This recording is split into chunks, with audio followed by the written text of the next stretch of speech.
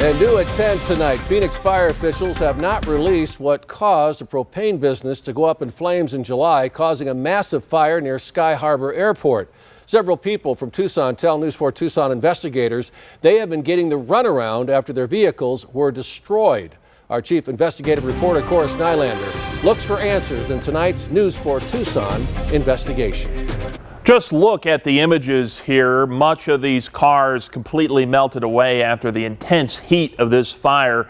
It was July 20th, and several people from our area tell me that they are still facing hardship from this and want answers.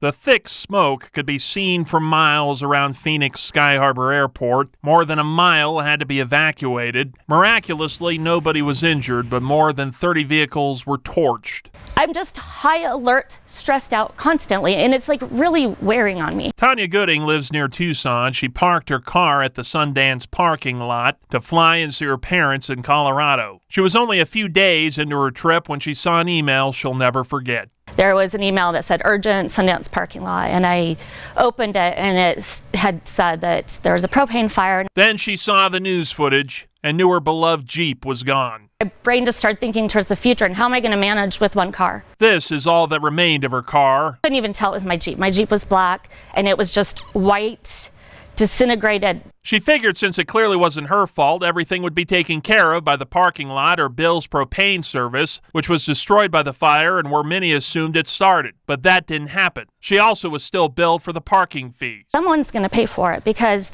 I wasn't even near my vehicle. I have no responsibility in this. Nobody has contacted us after the incident. Stephanie Perez lives in Sarita. Her car was also destroyed in the fire while she was on a trip. This is all that remains of her car, which she says is needed for her work. She lost important business records and computers inside the car and her passport. She's been paying for a rental car ever since and struggling to afford it. I'm already talking to my husband about, have to get a new car because we can continue renting it because how long it's going to go for.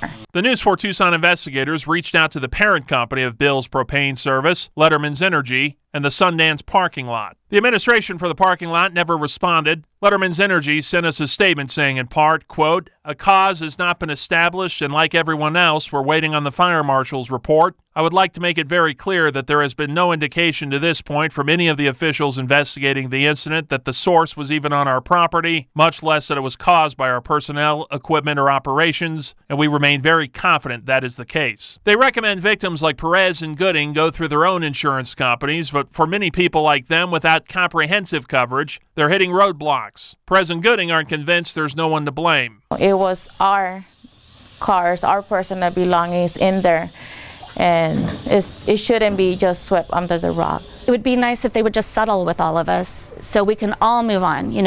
They both have insurance. If a solution isn't found soon, Gooding and Perez say that they plan to take legal action. The Phoenix Fire Department tells me that they have just concluded their investigation. They're preparing the report to release to the public. They told me that would only take a few days, but that was more than a week ago. We'll update you as we get more information on that report. If you have a story you'd like us to investigate, email us at investigators@KVOA.com or call our tip line at 520-955-4444. Investigating for you, Corus Nylander, N4 Tucson.